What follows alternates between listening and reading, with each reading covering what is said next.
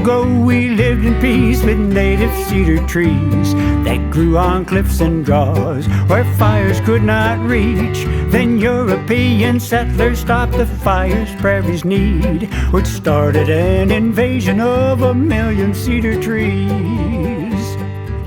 So this next round to follow up was going to talk about government programs.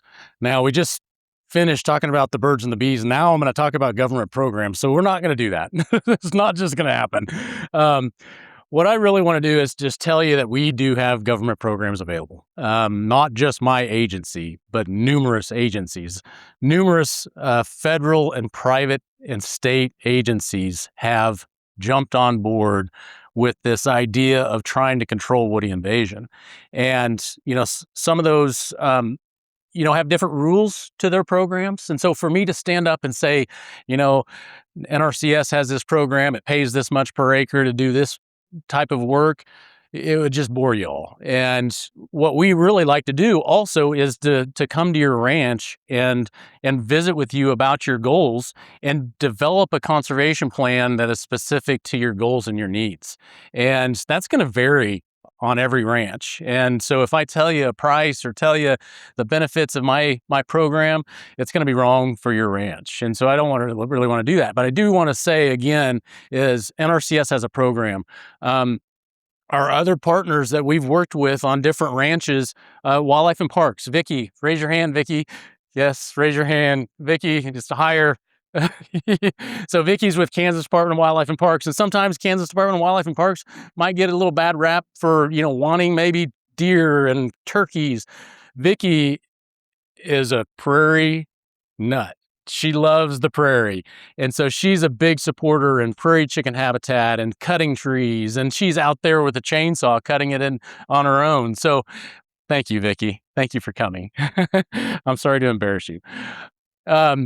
U.S. Fish and Wildlife Service is another good one. We've partnered with them on different ranches as well. They are a big supporter in woody invasion control as well. So Nature Conservancy also, the Nature Conservancy is a great supporter. So, the great thing about NRCS and Kansas Department of Wildlife and Parks and the Nature Conservancy and U.S. Fish and Wildlife Services, we all work together for one goal, and that's to help improve grasslands in the Great Plains and grasslands specifically right here in the Flint Hills on private ranches. And I just want to mention that we have a great relationship and we've worked really well together on ranches to really meet the goals of those ranchers. So moving forward, Great Plains Grassland Initiative is a name of a program that we have, but I want it to be more of a program in your mind. I want it to be this concept of trying to how best remove woody species on your property. We call it as a program, but it's really better to be considered a concept and a mindset, because if we get you into a program, we want you to adopt this mindset, because we understand that if you don't adopt this mindset, that the woodies will come back, and they will come back with a vengeance if you don't understand this concept. And so the key is to reduce vulnerability out on that grassland on your pasture. And we've got this fancy flow chart, vulnerability at the bottom. Sometimes I want to flip this flow chart around to be vulnerability at the top to understand that vulnerability in our grassland is important. And so we have a couple different things that really impact that vulnerability. One's risk and the other is adaptive capacity, and we'll talk about both of those.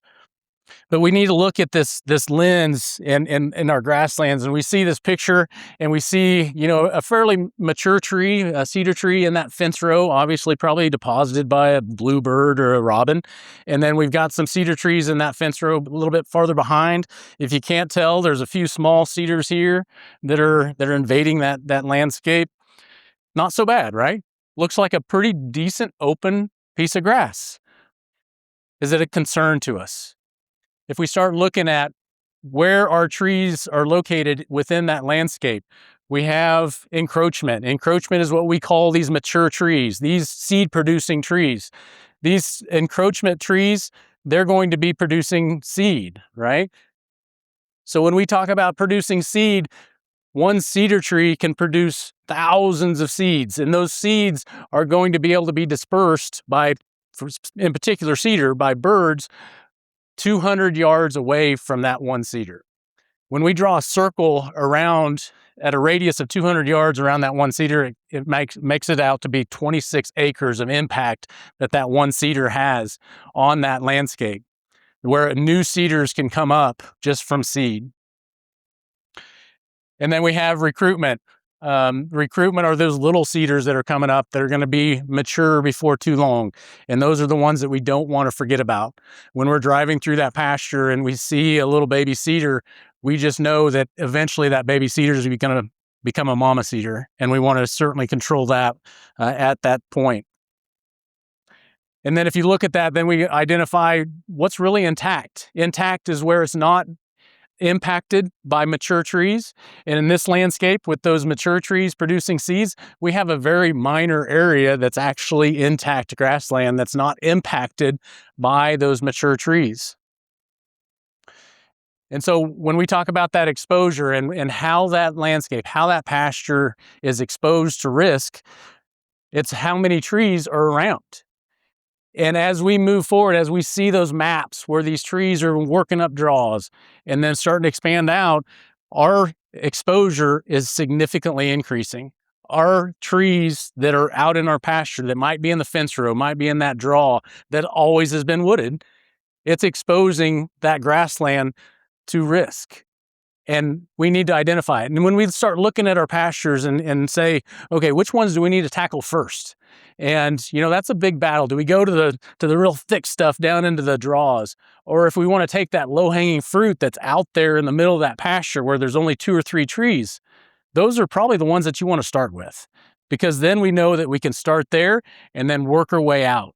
If we can reduce the risk with those 2 or 3 mature cedar trees out there on that hillside, then we can start working closer to that draw and eventually work through and get that exposure out of that draw as well.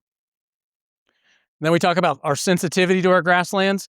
And so that's going to be specifically is how well, if a seed drops onto that grassland from a cedar or a hedge, how well is it going to be able to grow? What do we have in that landscape that's going to be able to outcompete that cedar? Or what type of management are we going to do to be able to control that little sapling that's coming up? And so if we don't have good grass stand to outcompete some of those cedar saplings or those tree saplings, then it's really important that we want to try to maybe make a plan, put it in place to properly graze. So we have more competition over that little sapling.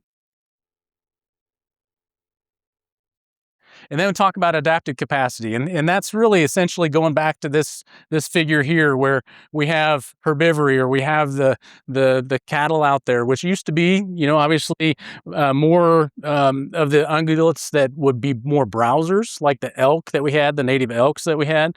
But now we have still cattle that will work on some small saplings of trees, depending on the species. I haven't met a cow that likes a cedar. Maybe we can breed that into them.